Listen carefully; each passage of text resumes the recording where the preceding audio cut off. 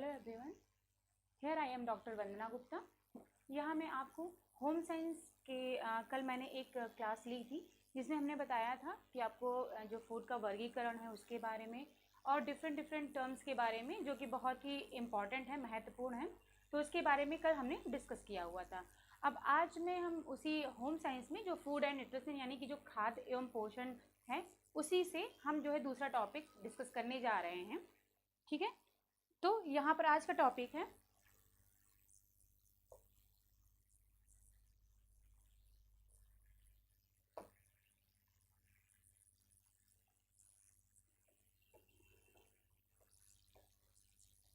संतुलित आहार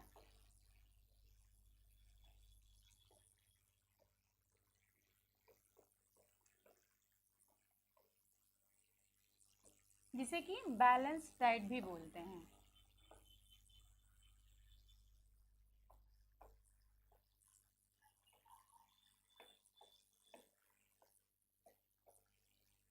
ओके, तो आज हम पढ़ाने जा रहे हैं आपको कि संतुलित आहार क्या होता है, यानी कि बैलेंस डाइट क्या होती है। तो संतुलित आहार का मतलब है कि जब भी, जैसे कि कल हमने बताया कि जो फूड हम ले रहे हैं यानी जो भोजन ले रहे हैं, खाद्य पदार्थ ले रहे हैं, तो उसमें हम बहुत सारे कंपोनेंट्स होते हैं यानी कि पोषक तत्व पाए जाते हैं, जैसे कि कार्बोहाइड्रेट, फैट, प्रोटीन, मिनरल्स। ठीक है, तो ये सारे जो पोषक तत्व पाए जा रहे हैं, तो इन्हीं का, जैसे जो हम खाद्य पदार्थ ले रहे हैं, तो वो एक उचित मात्रा में, उचित अनुपात में होने चाहिए और जो है सारे पोषक तत्व उसमें होने चाहिए जो भी हम भोज्य पदार्थ ले रहे हैं। तो जब ये उचित मात्रा में और उचित अनुपात में होते हैं और सारे के सारे हमारे जो पोषक तत्व हैं वो हमको मिलते हैं हमारे आहार से, तो फिर उसको संतुलित आहार कहते हैं। अगर इसको सिंपल लैंग्वेज में देखें, जैसे कि आप सुबह से लेकर के शाम तक में आपका 4 मील पैटर्न होता है। सुबह आप नाश्ता करते हो, दोपहर में आप खाना खाते हो, शाम में नाश्ता करते हो और रात में खाना खा रहे हो। ठीक है, तो ये 4 पैटर्न होता है आपका, 4 या फिर 3 जनरली होता है कि बहुत सारे लोग शाम का जो है वो स्किप कर देते हैं। तो ये जो 4 या 3 पैटर्न है खाने का, तो उसमें आप जो जो आप अपने आहार में इंक्लूड कर रहे हो, जो उसमें मतलब ले रहे हो, जैसे कि अब वो अलग अलग ग्रुप से होनी चाहिए। जैसे कि आप सीरियल्स यानी कि अनाज लेते हो, ठीक है, अनाज ले रहे हो, दाल ले रहे हो, दूध ले रहे हो, दही ले रहे हो या फिर मांसाहारी पदार्थ ले रहे हो, तो जो भी चीज़ें आप ले रहे हो, ठीक है, तो वो एक खाद्य समूह के आधार पर लेनी होती है।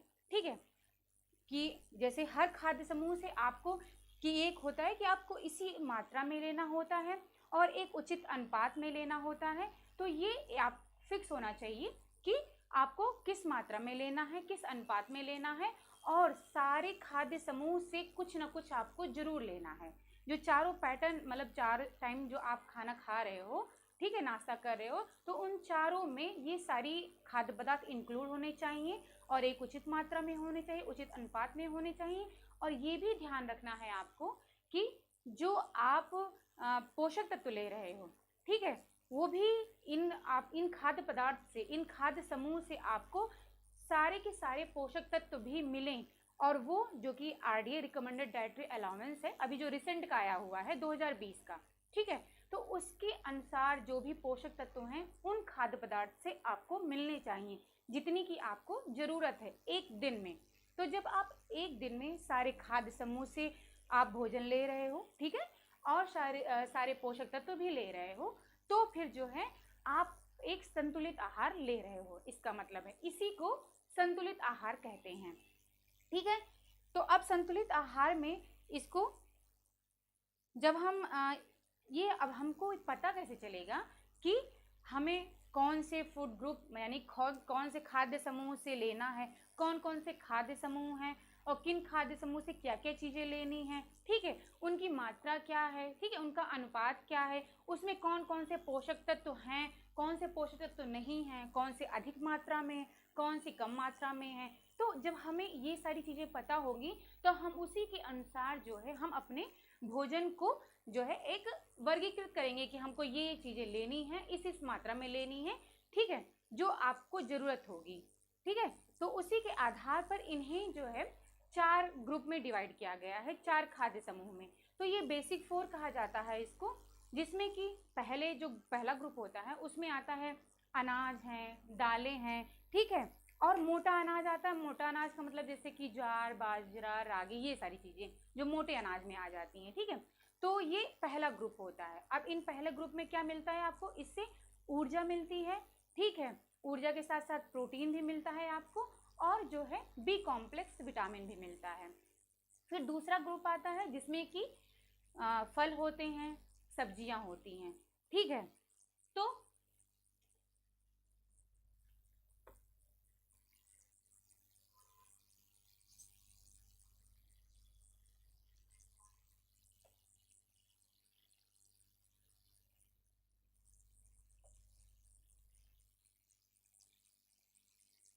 यहाँ मैं आपको फूड ग्रुप्स जो हैं, जो चारों हैं, उसको मैं लिख करके बता देती हूँ, ठीक है, आपको ज़्यादा समझ में आ जाएगा।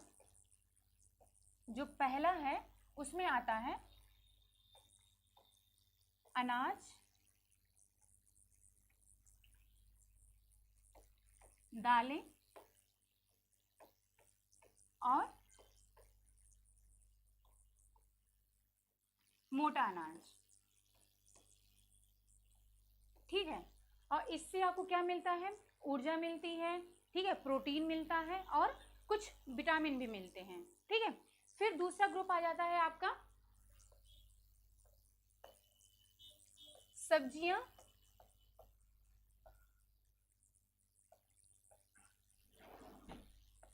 और फल आते हैं, ठीक है। तो जो ये सब्जियां और फल हैं, यानी कि वेजिटेबल्स और फ्रूट्स हैं, इनमें क्या होता है?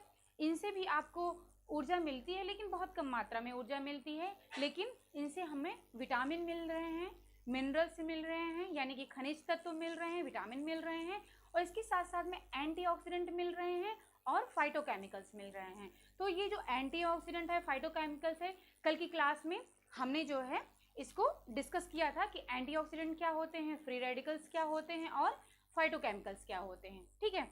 तो विटामिन और मिनरल्स में ये सारी चीज़ें पाई जाती हैं। फिर तीसरा आता है आपका दूध, यानी कि मिल्क और दुग्ध उत्पाद, ठीक है, और इसमें आता है मांसाहारी पदार्थ,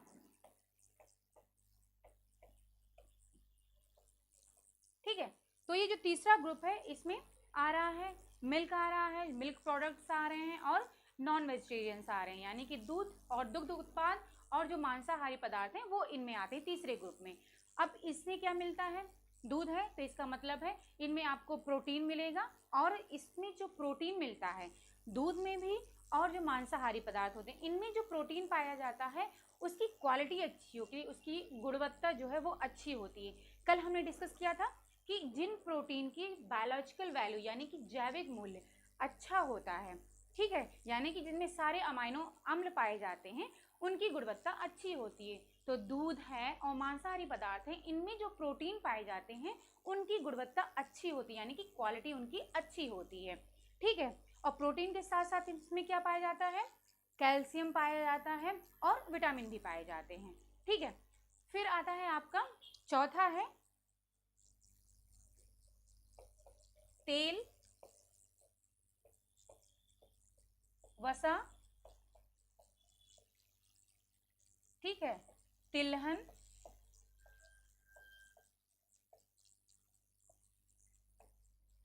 तो ये चीज़ें जो हैं इसमें आ जाती हैं, तेल, वसा, तिलहन।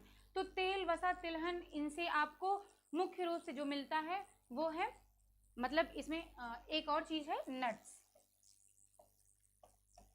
नट्स का मतलब है जैसे कि कोकोनट है, मतलब मूंगफली है, और काजू, बादाम, अखरोट है, तो ये नट्स होते हैं, ठीक है।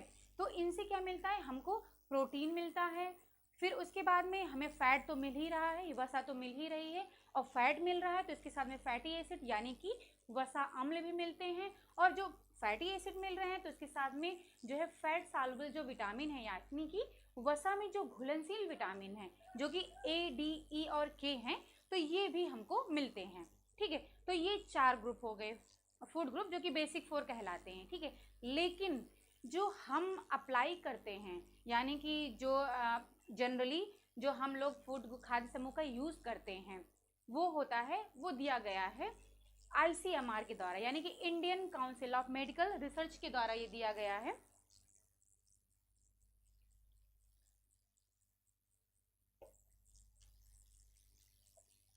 ठीक है, तो Indian council of medical research के द्वारा ये दिया गया है ICMR,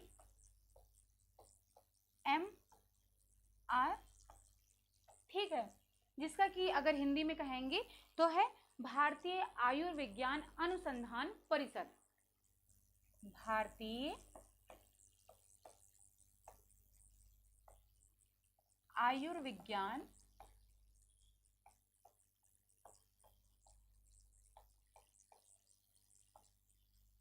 अनुसंधान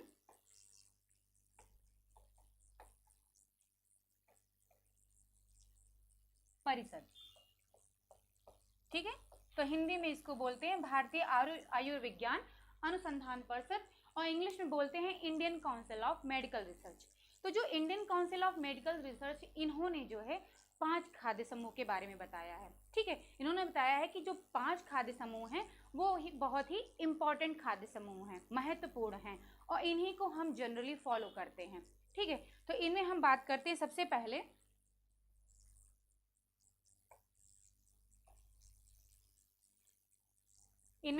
बात करते हैं, पहला ग्रुप आता है इनका, जिसमें आते हैं अनाज और जो अनाज से बने उत्पाद,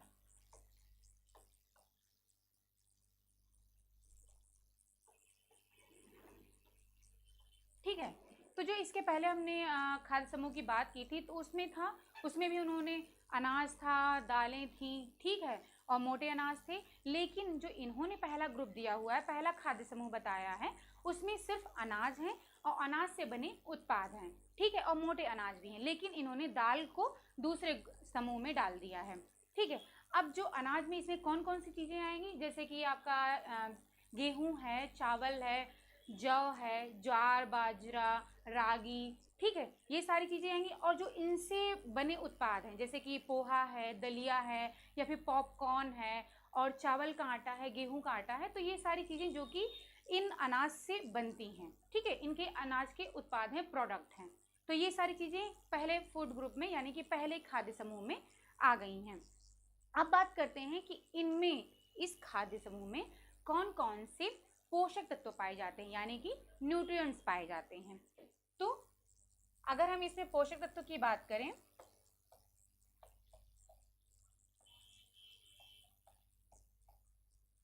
पोषक तत्व मीन्स न्यूट्रिएंट्स,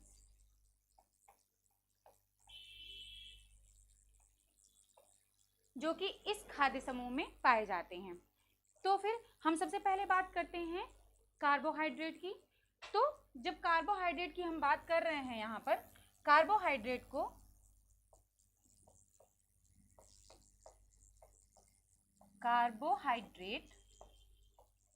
ठीक है, ये है, इसको हम शॉर्टकट में CHO लिखते हैं। कार्बोहाइड्रेट, ये हो गया आपका पहला पोषक तत्व, ठीक है। तो ये जो पोषक तत्व है, तो जैसे अनाज में जो 80% जो है वो सूखा, जो शुष्क पदार्थ होता है, अनाज का जो 80% शुष्क पदार्थ होता है, यानी कि ड्राई मैटर जो होता है, वो कार्बोहाइड्रेट होता है। यानी कि ये जो है 80% ड्राई मैटर जो होता है, वो होता है ड्राई मैटर, यानी कि जो शुष्क पदार्थ है, वो आपका कार्बोहाइड्रेट ही होता है। अब इसमें अगर हम बात करते हैं कि कार्बोहाइड्रेट के बाद में कि इसमें एनर्जी कितनी मिलती है, यानी कि हमें ऊर्जा कितनी मिल रही है। तो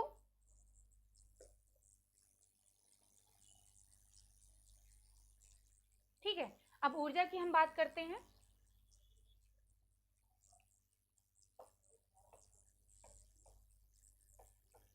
ऊर्जा मतलब एनर्जी, ठीक है। तो इनसे हमें ऊर्जा मिलती है 340 किलो कैलोरी पर 100 ग्राम। ठीक है, यानी कि अगर आप 100 ग्राम अनाज ले रहे हो तो उससे आपको 340 किलो कैलोरी एनर्जी मिलेगी, यानी कि ऊर्जा आपको मिलेगी। ठीक है, अब आते हैं दूसरे पोषक तत्व पर, जो है प्रोटीन। दूसरा जो पोषक तत्व है वो है प्रोटीन की बात करते हैं। तो इसमें जो प्रोटीन पाया जाता है वो 6 से 12% होता है। ठीक है, अनाज और अनाज से बने उत्पाद हैं, उसमें जो प्रोटीन पाया जाता है वो 6 से 12% तक पाया जाता है, परसेंट तक पाया जाता है।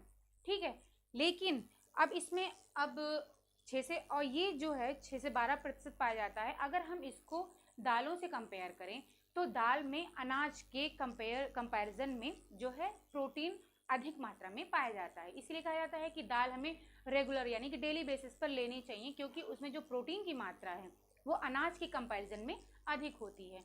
अब बात करते हैं कि जो प्रोटीन इसमें पाए जा रहे हैं, ठीक है, उसमें कौन कौन से प्रोटीन पाए जाते हैं। ठीक है, तो उसमें आ जाता है आपका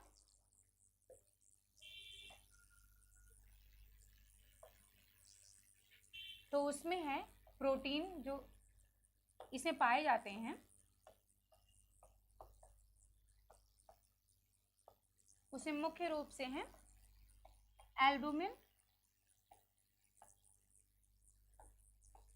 यानी कि हिंदी में भी इसको एल्बुमिन ही बोलते हैं।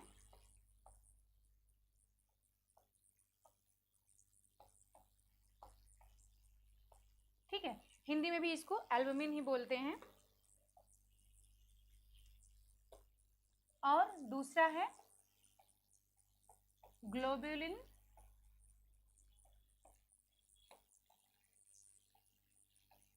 और इसमें ग्लूटेन,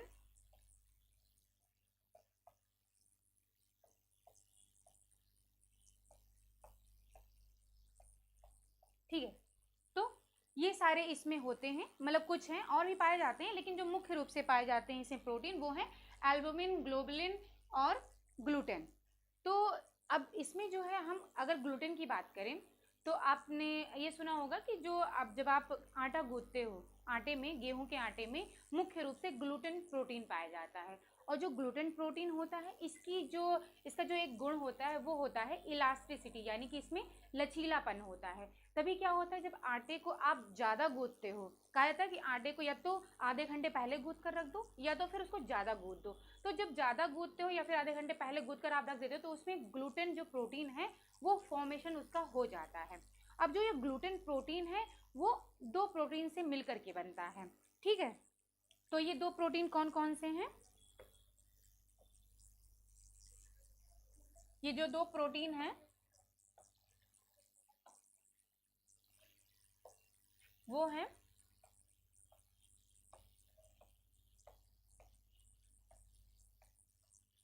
ये मिलकर के बना होता है ग्लूटेलिन,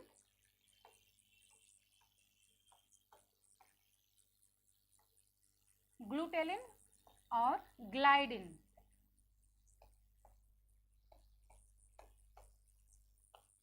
ठीक है, तो इन 2 प्रोटीन से मिलकर के ग्लूटेन प्रोटीन बनता है। अब जो है ये जो ग्लूटेन प्रोटीन है इसमें मैंने बताया कि क्या गुण होता है, लचीलापन होता है। इस वजह से जब आप आटा गूंथते हो, ठीक है, तो जब ज़्यादा गूंथते हो तो ग्लूटेन प्रोटीन का फॉर्मेशन हो जाता है और जो है आपकी जो रोटी बनती है वो सॉफ्ट होती है। ठीक है, क्योंकि लचीलेपन के कारण रोटी जो है सॉफ्ट होती है और अच्छी बनती है।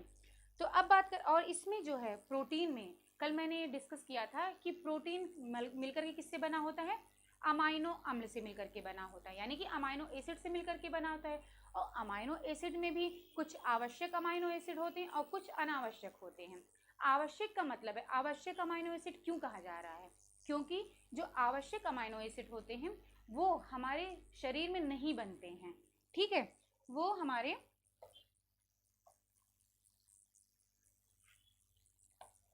जो आवश्यक अमाइनो एसिड हैं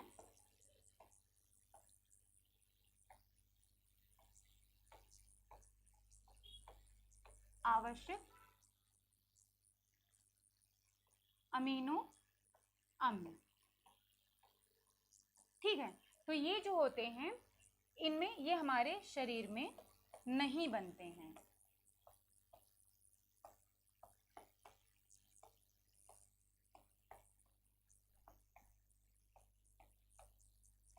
ठीक है, जो आवश्यक है ये हमारे शरीर में नहीं बनते हैं, इसीलिए हमें इन्हें अपने आहार में यानी कि अपने डाइट में लेना जरूरी होता है, क्योंकि ये हमारे शरीर में नहीं बनते हैं। तो अगर हम इनको अपने डाइट के थ्रू नहीं लेंगे तब फिर हमारे अंदर इनकी कमी हो जाएगी, इसीलिए इनको आवश्यक कहा जाता है। लेकिन जो अनावश्यक अमाइनो एसिड है वो क्या हमारे शरीर में बनते हैं। ठीक है, इसीलिए उनको अनावश्यक कहा जाता है, क्योंकि वो हमारे शरीर में बनते हैं। तो अगर हम उनको अपने आहार में ना भी लें तब भी कोई हमें प्रॉब्लम नहीं होगी, हमारे शरीर को कोई भी हार्म नहीं पहुंचेगा। ठीक है, अब जो आवश्यक अमाइनो एसिड हैं इनमें जो है, जो अनाजों में क्या पाया जाता है, मेथियोनिन। मेथियोनिन जो है एक आवश्यक अमाइनो एसिड है, और लाइसिन, ये दोनों ही आवश्यक अमाइनो एसिड हैं। यानी कि मेथियोनिन, मेथियोनिन ये आवश्यक अमाइनो एसिड है। ठीक है, और ये जो है अनाज में बहुत ही अधिक मात्रा में पाया, मतलब बहुत अधिक का मतलब है कि इसमें पाया जाता है, अच्छी मात्रा में पाया जाता है। अनाज में जो मेथियोनिन अमाइनो एसिड होता है वो अच्छी मात्रा में पाया जाता है, लेकिन इसमें अनाज में लाइसिन, जो लाइसिन अमाइनो एसिड है ये नहीं पाया जाता है। ठीक है, मेथियोनिन तो पाया जा रहा है लेकिन लाइसिन की इनमें कमी होती है।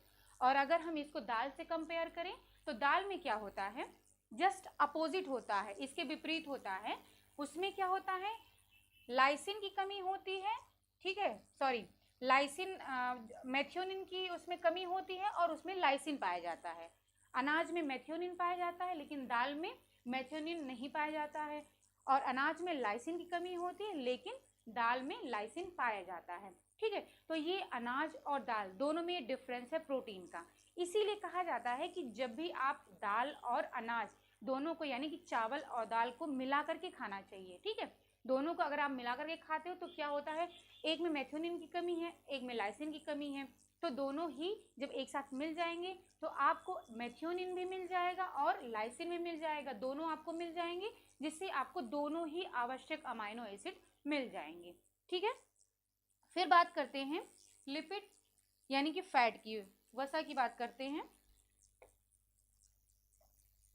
कि वसा, जो इसमें वसा पाई जाती है यानी कि जो फैट पाया जाता है वो कितना पाया जाता है। तो इसमें जो वसा पाया जाता है वो 1 से 2% पाया जाता है, और ये मेनली 1 से 2% पाया किस में जाता है, गेहूं में। ठीक है, गेहूं और चावल में। तो गेहूं और चावल में जो है 1 से 2% तक वसा पाई जाती है, और लेकिन मक्के में, जो मक्का होता है उसमें जो है 3% तक वसा पाई जाती है। ठीक है, तो ये हो गया आपका कि कितने प्रतिशत फैट इसमें पाया जा रहा है। तो ये मैंने बता दिया, गेहूं में कितना पाया जा रहा है, चावल में कितना पाया जा रहा है, और मक्का में कितना पाया जा रहा है। तो अब बात करते हैं खनिज तत्व की यानी कि मिनरल्स की।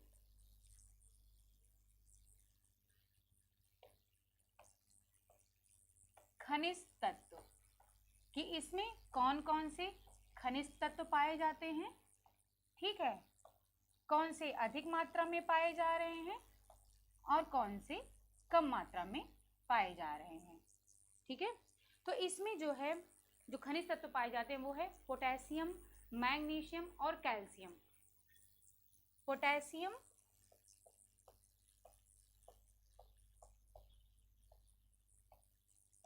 जिसको कि हम के से शो करते हैं पोटेशियम को, और मैग्नीशियम,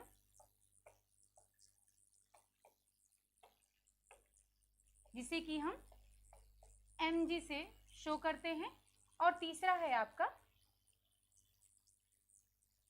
कैल्शियम, जिसे कि हम Ca से शो करते हैं।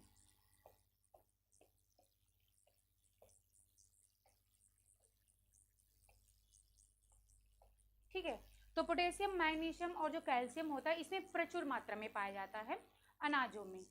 अब इसमें जो अधिक मात्रा में पाया जाता है वो है, जैसे कि अब अनाज में बहुत सारे हैं, गेहूं है, चावल है, जौ है, रागी है, ठीक है। तो ये अलग अलग है, तो सब में जो है इनका जो पोषक तत्व का यानी कि जो मिनरल्स है इनकी मात्रा भी अलग अलग होगी।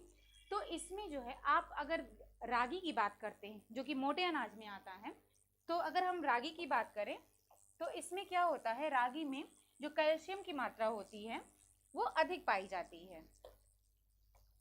रागी जो कि एक अनाज है, मोटा अनाज में आता है ये, और इसमें जो है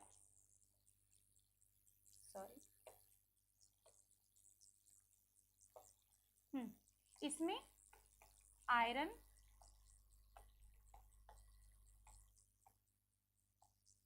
और कैल्शियम, ठीक है, इसकी मात्रा जो है अधिक पाई जाती है। और इससे जो है क्वेश्चन भी बनते हैं, ये क्वेश्चन कई बार आ चुका है कि रागी जो है किस चीज में, इसमें कौन से खनिज तत्व जो है अधिक मात्रा में पाए जाते हैं, ये क्वेश्चन आ चुका है।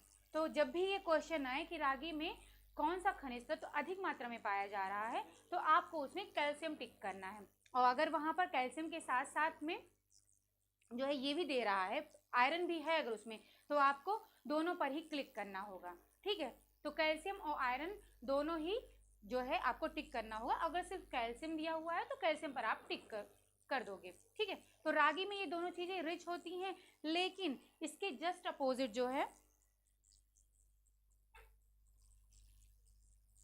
इसके अपोजिट चावल यानी कि राइस में ये दोनों चीजें ही, कैल्शियम और आयरन, इसकी जो है कमी होती है। यानी कि जो चावल होता है, चावल उसमें कैल्शियम और आयरन दोनों ही चीज की कमी होती है। दोनों ही इसके मतलब जो चावल है इन दोनों ही मिनरल के खनिज तत्व के वो पुअर सोर्स होते हैं, यानी कि जो है स्रोत अच्छे नहीं होते, यानी कि इनसे जो है कम मात्रा में मिलता है, ठीक है। अब इसमें एक और मिनरल है जो कि जिसे कि हम फास्फोरस बोलते हैं, वो ही अनाज में पाया जाता है। तो लेकिन जो ये फास्फोरस होता है, जो ये फास्फोरस है, ये क्या होता है, इसमें फाइटिन के फॉर्म में पाया जाता है, ठीक है।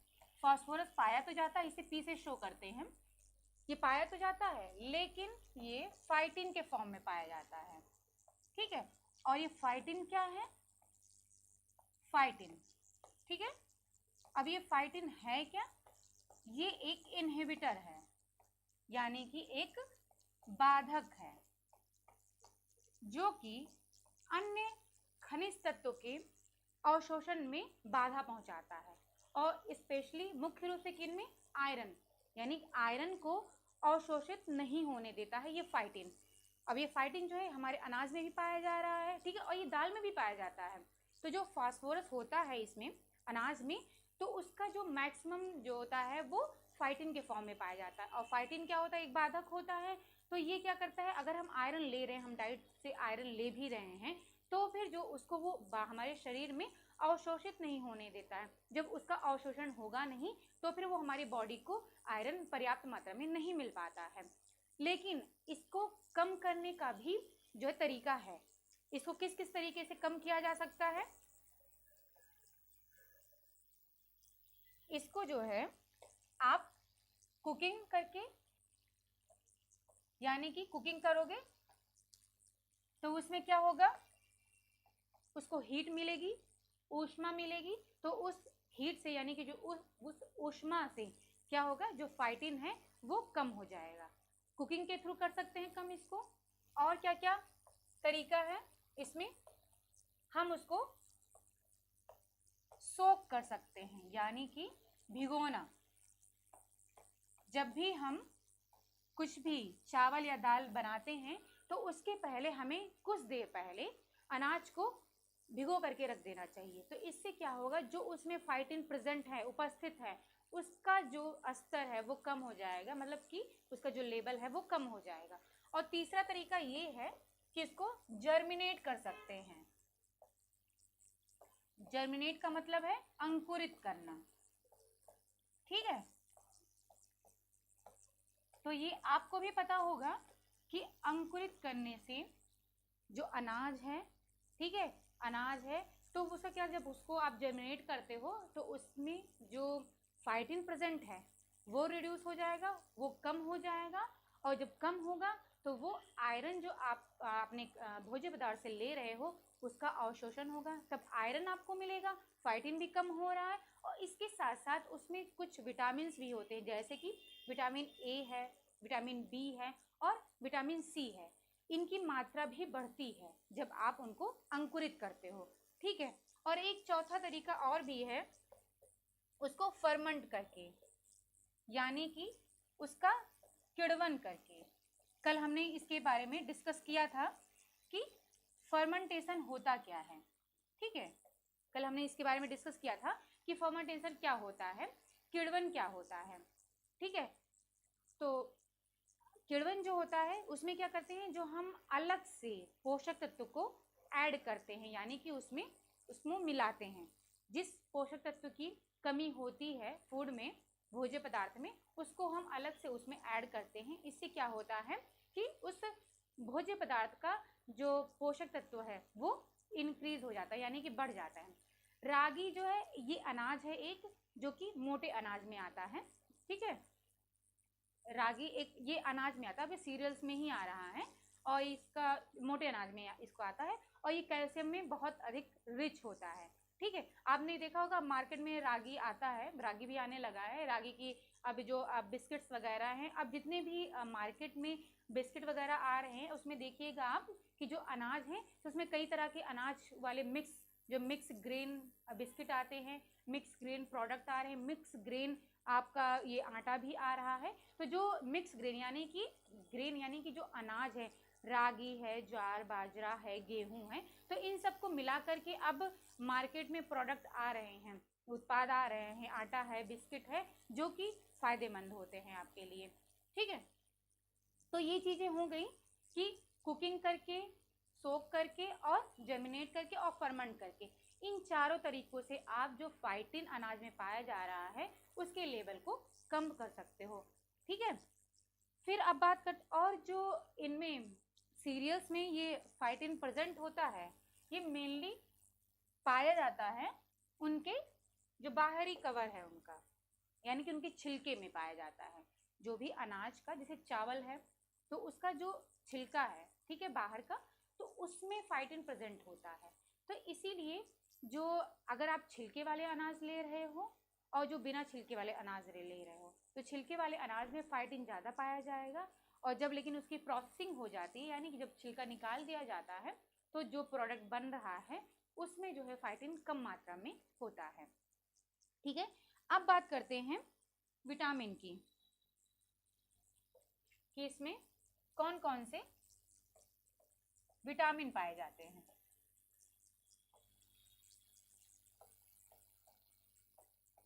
तो अनाज में मुख्य रूप से बी विटामिन पाए जाते हैं।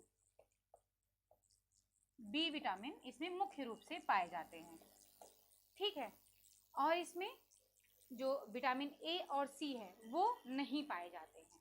विटामिन ए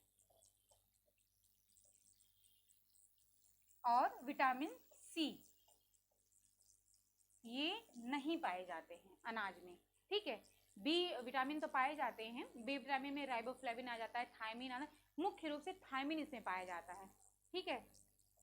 थायमिन जो कि अनाज का जो छिलका होता है, बाहर जो बाहरी कवर होता है, जो छिलका होता है, उसमें ये थायमिन प्रेजेंट होता है। तो इसीलिए हमने कल बताया था कि जब भी चावल की प्रोसेसिंग की जाती है, ठीक है, तो उसमें क्या होता है, छिलका निकल जाता है तो थायमिन का भी लॉस हो जाता है उससे, तो उसके छिलके में ही थायमिन पाया जाता है, मुख्य रूप से थायमिन इसमें पाया जाता है, लेकिन विटामिन ए और सी कम मात्रा में पाया जाता है। तो अगर आप अनाज को अंकुरित करते हो तो विटामिन ए है, विटामिन सी है, इनकी मात्रा कुछ हद तक उसमें हो जाती है, यानी कि मिल सकती है आपको।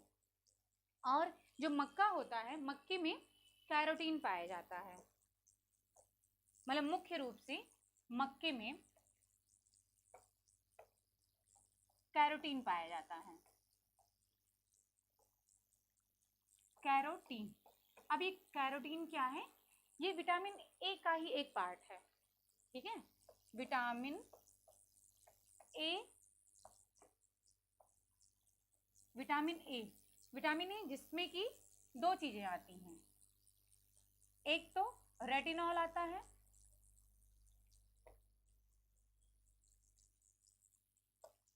रेटिनॉल, और दूसरा आता है आपका कैरोटीन, ठीक है। तो अब दोनों में डिफरेंस क्या है? जो कैरोटीन है, दोनों ही विटामिन ए है। कैरोटीन क्या है? कैरोटीन जो है आपके प्लांट में, यानी कि जो पेड़ पौधे हैं उसमें पाए जाते हैं, जो शाकाहारी पदार्थ हैं उसमें पाए जा रहे हैं कैरोटीन। लेकिन जो रेटिनॉल है वो जो मांसाहारी पदार्थ हैं उसमें पाए जाते हैं, यानी कि एनिमल प्रोडक्ट्स में पाए जाते हैं।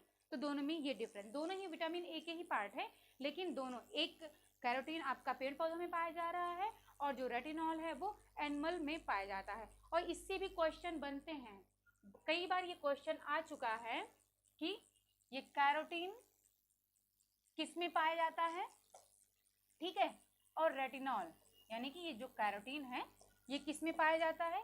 इसमें ऑप्शन दे देता है, पेड़ पौधे दे दिया, मांसाहारी पदार्थ दे दिया, शाकाहारी पदार्थ दे दिया। तो इसमें आपको हमेशा ये याद रखिएगा, जो कैरोटीन है वो आपके पेड़ पौधों यानी कि शाकाहारी पदार्थ में पाया जाएगा। तो हमेशा कैरोटीन के लिए पेड़ पौधे आएंगे, और अगर रेटिनॉल पूछता है कि रेटिनॉल किस में पाया जा रहा है, तो ये मांसाहारी पदार्थ में पाया जा रहा है, यानी कि एनिमल प्रोडक्ट्स में पाया जा रहा है।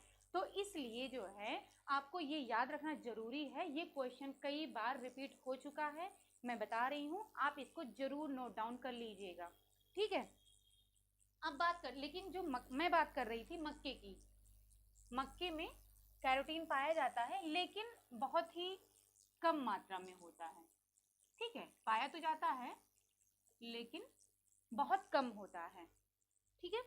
और जो अनाज हैं, ठीक है, अनाज से राइस है, चावल है, तो ये इससे क्या होता है, इसे तेल बनते हैं, राइस ब्रैन ऑयल, यानी कि जो चावल का तेल होता है, जो तेल बनते हैं, अनाज से तेल बनाए जाते हैं, तो उनमें क्या होता है कि विटामिन ई होता है, मतलब जितने भी तेल होंगे यानी कि ऑयल जो होता है उसमें विटामिन ई रिच होता है, तेल में विटामिन ई पाया जाता है, ठीक है, कोई भी तेल होगा तो उसमें विटामिन ई की मात्रा पाई जाती है। तो ठीक है, तो ये हो गया आपका पहला, ठीक है, पहला जो ग्रुप था आपका अनाज और अनाज से बने उत्पाद। तो इनमें हमने बता दिया कि इसमें कौन कौन से अनाज आते हैं और इसमें जो पोषक तत्व कौन कौन से आ रहे हैं, उनकी कितनी मात्रा है, कितना परसेंट है, ठीक है, किस अनुपात में है, और कौन से अधिक मात्रा में, कौन से कम मात्रा में है, ठीक है। तो इस सारे हमने आपको पूरी नॉलेज दे दी। यहाँ मैं आपके टीजीटी की क्लास ले रही हूँ, ठीक है, ये जो है जो भी मैं पढ़ा रही हूँ ये टीजीटी के सिलेबस से है, ये सारा जो कल मैंने पढ़ा है और जो आज पढ़ा रही हूँ। तो अभी मैं टीजीटी की क्लास ले रही हूँ, जब टीजीटी का पूरा ये कवर हो जाएगा उसके बाद में पीजीटी की भी क्लास लूँगी।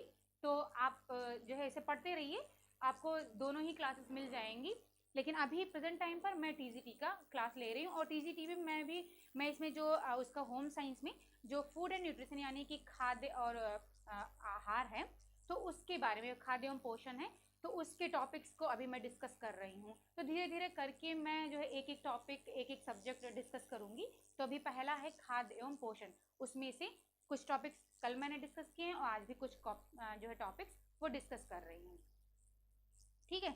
जल्दी ही स्टार्ट होगी पीजीटी की भी क्लास, तो अभी आप टीजीटी पढ़ लो, क्योंकि मैक्सिमम जो सिलेबस टीजीटी में है पीजीटी में भी आपको मिल जाएंगे, ठीक है, उसमें कुछ और अधिक सिलेबस मिल जाएगा, तो आप टीजीटी का भी पढ़ सकते हो, वो भी आपके पीजीटी में काम आएगा। ठीक है, तो अब बात करते हैं हम दूसरे ग्रुप की।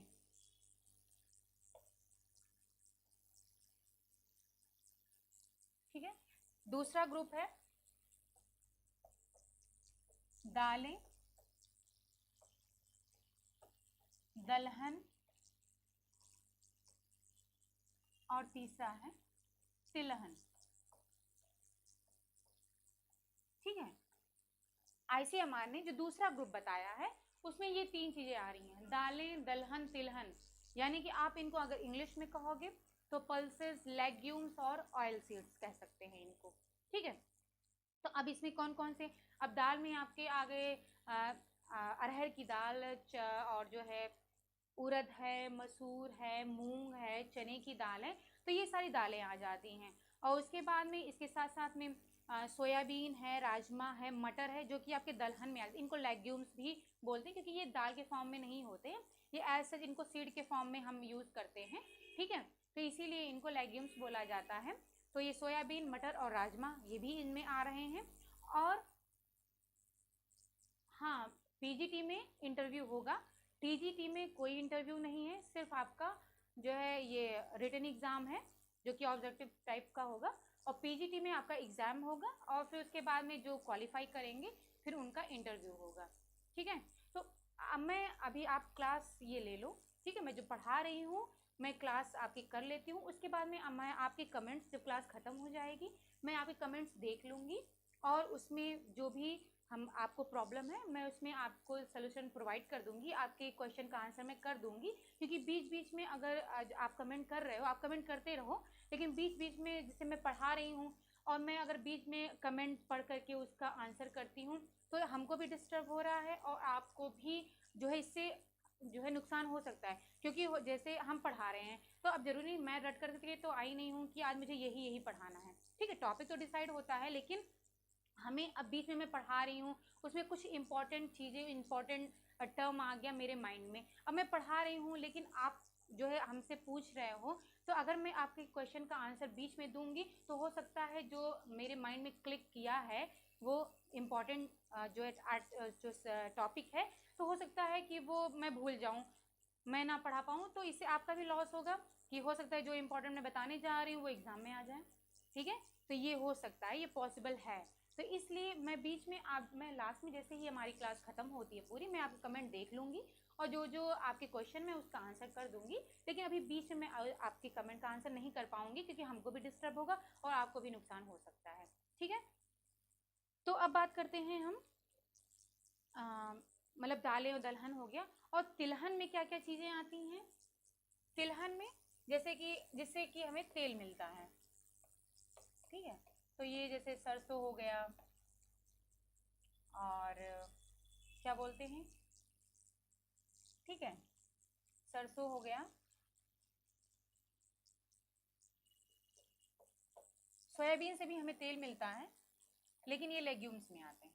ठीक है, सोयाबीन का भी तेल आता है जिसे कि रिफाइंड ऑयल बोलते हैं, तो इससे भी तेल मिलता है, लेकिन ये लेग्यूम्स में आते हैं। और सरसों के अलावा और क्या है, मूंगफली है। ठीक है, मूंगफली है, तिल है, तो ये जो है ये आपके तिलहन में आ जा रहे हैं क्योंकि इनसे हमें तेल प्राप्त होता है। ठीक है, तो ये हो गया कि दाल इन दूसरे वाले ग्रुप में कौन कौन सी चीज़ें आ रही हैं। ठीक है, तो अब बात करते हैं इसमें पोषक तत्व कौन कौन से हैं। ठीक है, हमने ये बात कर ली कि इस सेकेंड ग्रुप में कौन कौन सी चीज़ें आ रही, कौन कौन से अनाज आ रहे हैं, कौन कौन सी दालें आ रही हैं, क्या क्या चीज़ें आ रही हैं। तो अब बात करते हैं इसमें कौन कौन से पोषक तत्व आ रहे हैं, यानी कि न्यूट्रिएंट्स इसमें कौन कौन से आ रहे हैं। तो सबसे पहले हम बात करेंगे इसमें एनर्जी की। ठीक है, जो पहला है वो है कि एनर्जी। तो एनर्जी की जब हम बात करते हैं यानी कि ऊर्जा,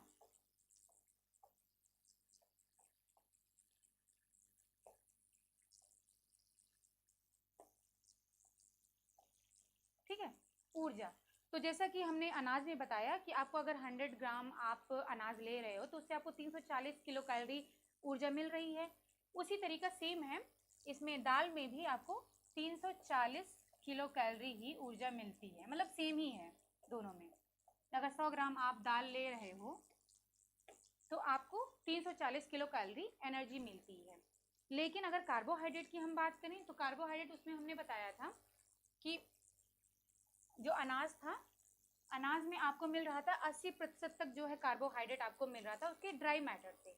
लेकिन इसमें जो आपका दाल है उसमें जो कार्बोहाइड्रेट, क्योंकि CHO से हम शो करते हैं, ठीक है, इसमें 55 से लेकर के 60% तक कार्बोहाइड्रेट होता है, ठीक है। उसमें 80% तक था और इसमें जो है 55 से लेकर के 60% तक होता है। अब 55 से 60% जो इसमें पाया जाता है,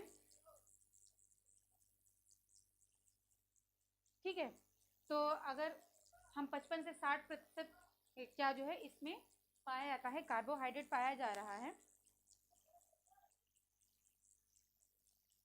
ठीक है। तो जो 55 से 60% तक इसमें कार्बोहाइड्रेट पाया जा रहा है उसमें मुख्य रूप से पाया जाता है स्टार्च।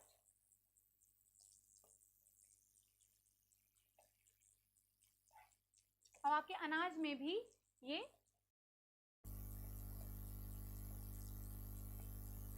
अनाज में भी मतलब जो कार्बोहाइड्रेट पाए जाते हैं मुख्य रूप से आपके स्टार्च ही पाए जाते हैं, और दाल में भी मुख्य रूप से स्टार्च ही पाया जाता है, ठीक है। तो अब हम बात करते हैं इसके बाद में प्रोटीन की। ये कार्बोहाइड्रेट हो गया। अब इसमें जो है जो सेकेंड ग्रुप है आपका, उसमें प्रोटीन की कितना प्रतिशत पाया जा रहा है, तो लगभग 20 से लेकर के 25% तक इसमें प्रोटीन पाया जाता है, ठीक है। और इसमें जो मुख्य रूप से प्रोटीन पाया जाता है वो है ग्लोबुलिन, ठीक है। तो इसमें मुख्य रूप से आपका ग्लोबुलिन पाया जा रहा है और 20 से प्रतिशत तक प्रोटीन पाया जा रहा है और मुख्य रूप से ग्लोबुलिन पाया जा रहा है। और इसमें जो अमाइनो एसिड पाया जाता है इसमें मेथियोनिन की कमी होती है। तो जो पहला था आपका, मैंने अनाज में बताया था कि उसमें क्या होता है कि मेथियोनिन अधिक मतलब पाया जा रहा था उसमें, लेकिन उसमें लाइसिन की कमी थी। और जो दाल है, ये जो सेकेंड ग्रुप है आपका, इसमें क्या होता है, मेथियोनिन की कमी होती है और लाइसिन पाया जाता है। लेकिन जो अरहर की दाल होती है उसमें ट्रिप्टोफैन की भी कमी होती है, ठीक है। जो अरहर की दाल होती है इसमें ट्रिप्टोफैन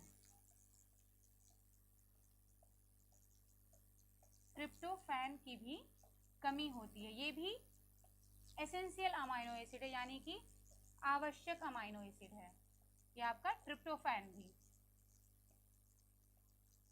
ये भी आवश्यक अमाइनो एसिड है, लेकिन अरहर की दाल में ट्रिप्टोफैन की कमी होती है। और तो ये मैं पहले बता चुकी हूँ कि आप सीरियल और पल्स को, यानी कि अनाज और दाल को अगर एक साथ मिला करके खाते हो तो आपका जो प्रोटीन का रिक्वायरमेंट है, जो प्रोटीन की आवश्यकता है, वो अच्छे तरीके से फुलफिल हो जाती है। तो अब बात करते हैं फैट की।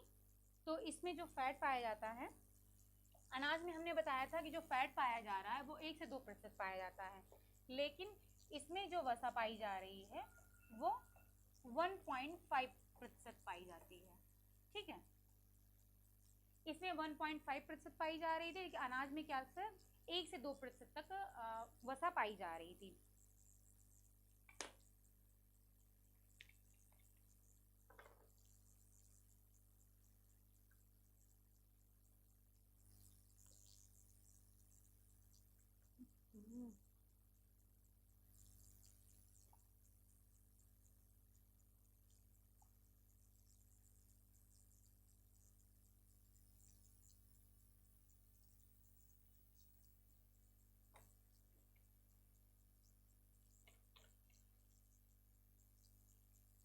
ठीक है,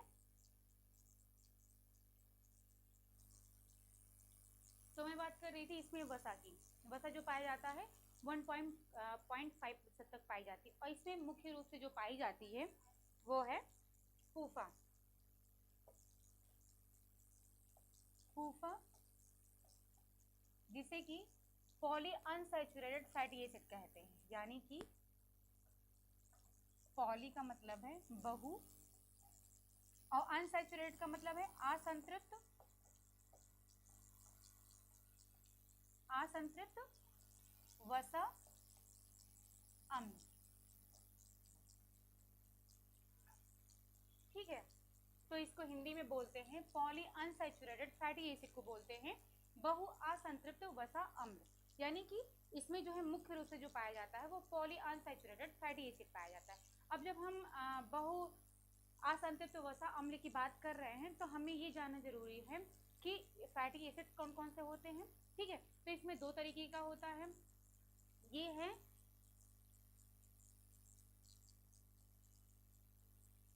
तो फिर अब जब हम इनसे बात कर रहे हैं कि अगर पूफा की बात कर रहे हैं तो इसमें हम दो फैटी एसिड्स हैं जैसे कि दो तरीके के होते हैं, एक तो सैचुरेटेड फैटी एसिड होता है और दूसरा अनसैचुरेटेड होता है। ठीक है, तो सैचुरेटेड फैटी एसिड जिसको कि हम बोलते हैं सैचुरेटेड फैटी एसिड को बोलते हैं संतृप्त वसा अम्ल।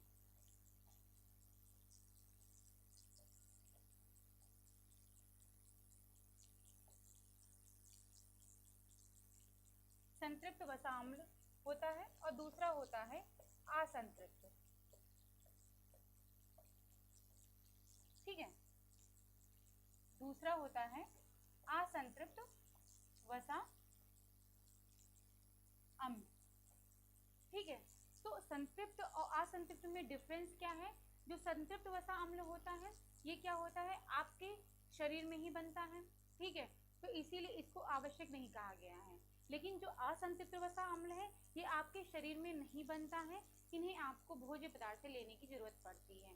तो जब आप इनको डाइट से, आपके आहार से ही आपको असंतृप्त वसा अम्ल मिल रहा है तो इनको आवश्यक फैटी एसिड बोलते हैं, यानी आवश्यक वसा अम्ल बोला जाता है। ठीक है, अब इसमें भी जो है ये वसा अम्ल होंगे, आपको पता चल गया कि ये कौन से हैं। और ये अब जो ये संतृप्त वसा अम्ल होते हैं इनका जो गलनांक है, ठीक है, वो ज़्यादा होता है। यानी कि जैसे कि आपने देखा हो जो वनस्पति घी होती है यानी कि डालडा जो होता है वो सैचुरेटेड फैटी एसिड होता है, यानी कि संतृप्त वसा अम्ल होता है, और उसका जो गलनांक होता है वो ज़्यादा होता है, क्योंकि इसीलिए आप देखा होगा आपने कि रूम टेम्परेचर पर वो जमा हुआ रहता है। ठीक है, वो तरल मात्रा में नहीं होता है। लेकिन जो अनसैचुरेटेड फैटी एसिड यानी कि जो असंतृप्त वसा अम्ल है वो जो है रूम टेम्परेचर पर भी लिक्विड फॉर्म में होता है, यानी कि तरल में होता है। तो जैसे कि जो तेल हैं वो आपके असंतृप्त में आ जाते हैं, तो आप रूम टेम्परेचर पर भी घर में आप यूज़ करते हो तो उसमें देखा होगा वो कभी नहीं जमते हैं। ठीक है, वो लिक्विड फॉर्म में ही रहते हैं। लेकिन जो डालडा होता है वो जो है जम जाता है क्योंकि वो संतृप्त होता है। और संतृप्त में क्या होता है कि इसमें जो बॉन्ड होता है यानी कि जो बंध पाए जाते हैं वो एकल बंध पाए जाते हैं, और इसमें जो कार्बन तत्व हैं और जो हाइड्रोजन तत्व हैं, ठीक है, ये दोनों ही जो मिलकर के बने होते हैं तो एकल बंध से मिलकर के बने होते हैं। और जो इनमें श्रृंखला होती है वो रेखीय होती है। ठीक है, रेखीय श्रृंखला होती है और ये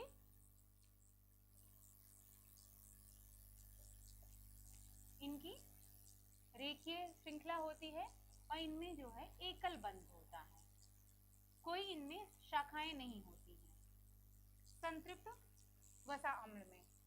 ठीक है, लेकिन जो असंतृप्त है उसमें क्या होता है, इसमें शाखाएं होती हैं, यानी कि इसमें द्विबंध पाया जाता है, डबल बॉन्ड पाया जाता है इनमें। ठीक है, इनमें जो अणु हैं वो द्विबंध के द्वारा जुड़े हुए होते हैं और इनमें एक या एक से अधिक मतलब एक से ज़्यादा द्विबंध पाए जाते हैं। ठीक है, और ये जो है ये ब्रांचेस होती हैं, शाखाएं होती हैं, जबकि ये रेखीय होता है। ठीक है, दोनों में ये डिफरेंस हो गया।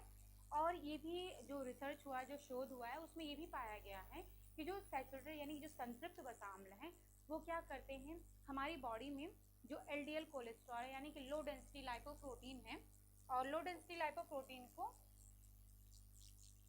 बैड कोलेस्ट्रॉल बोला जाता है, यानी कि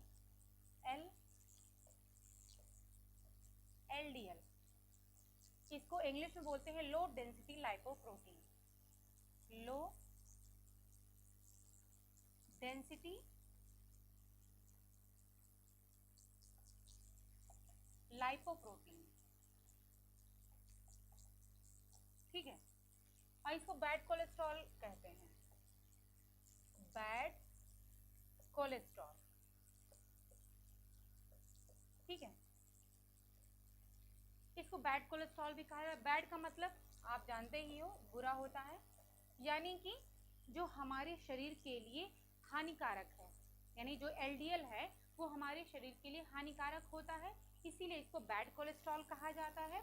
और इसको जो है, जो इसका फुल फॉर्म है लो डेंसिटी लाइपोप्रोटीन का मतलब है कि इसमें लिपिड है और प्रोटीन है, ये दो से मिलकर के बना होता है, लिपिड और प्रोटीन।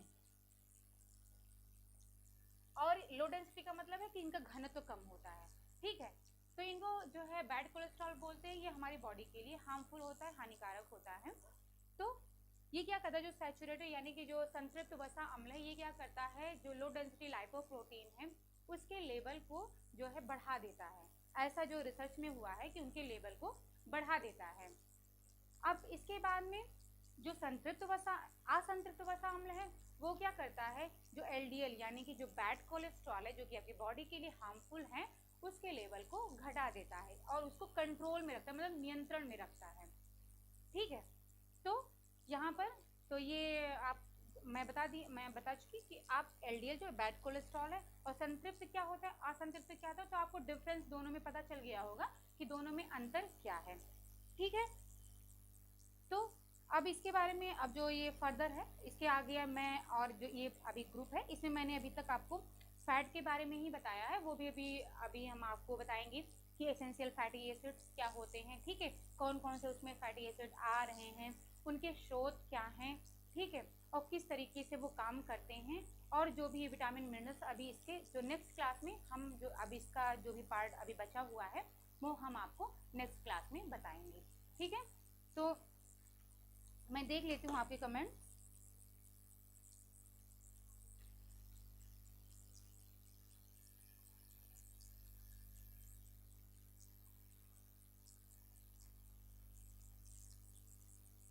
पीजीटी की क्लास मैंने बता दिया है कि जल्दी स्टार्ट हो जाएगी, तो आप जो है इसे टीजीटी से पढ़ सकते हो कि दोनों का सिलेबस, जैसे जो टीजीटी में सिलेबस दिया हुआ है और जो आपका पीजीटी में सिलेबस दिया गया है, तो दोनों ही होम साइंस का ही है, तो आप इसको भी पढ़ लो। उसके बाद में जो चीज़ें इसमें नहीं पढ़ाई जा रही हैं वो आपको पीजीटी में पढ़ा दी जाएंगी, तो आप ये भी पढ़ लो और जल्दी उसकी क्लास स्टार्ट हो जाएगी, तो उसको भी मैं कवर करूँगी, ठीक है। Good afternoon. मैं बस अभी कल से मैंने स्टार्ट किया है, ये मेरी दूसरी क्लास है, कल मेरी पहली क्लास थी, ठीक है। तो अब मैं ही आपको होम साइंस पढ़ाऊंगी और जितने भी इसके सब्जेक्ट हैं वो भी मैं ही कवर करूंगी। तो अभी मैं टीजीटी पढ़ा रही हूँ, इसके बाद में मैं फिर पीजीटी भी पढ़ाऊंगी।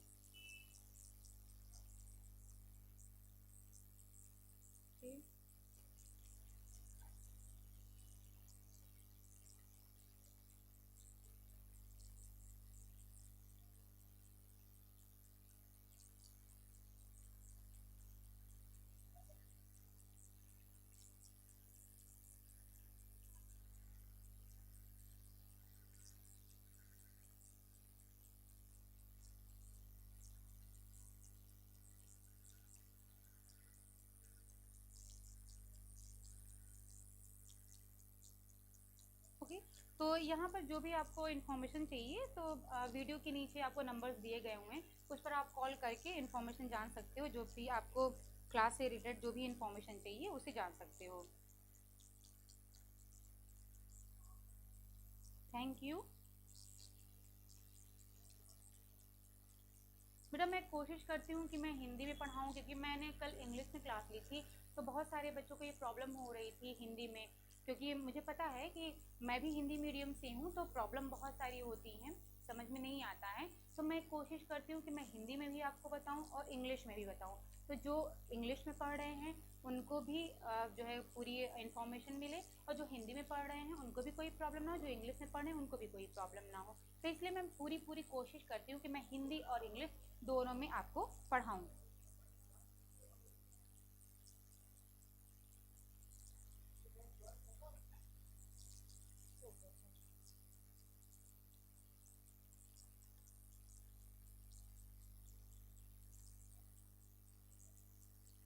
बस अब ये क्लास ख़त्म हो चुकी है, अब जो भी नेक्स्ट क्लास है कल मैं लूँगी, ठीक है, जो भी फर्दर अब बचा हुआ है इस ग्रुप में और आगे भी, तो मैं आगे पढ़ाऊँगी। ठीक है, तो जो भी आपको प्रॉब्लम है आप जो है कमेंट्स के थ्रू जान सकते हो, और जो भी इन्फॉर्मेशन चाहिए वो भी आप कॉल करके पता कर सकते हो। Okay, thank you so much.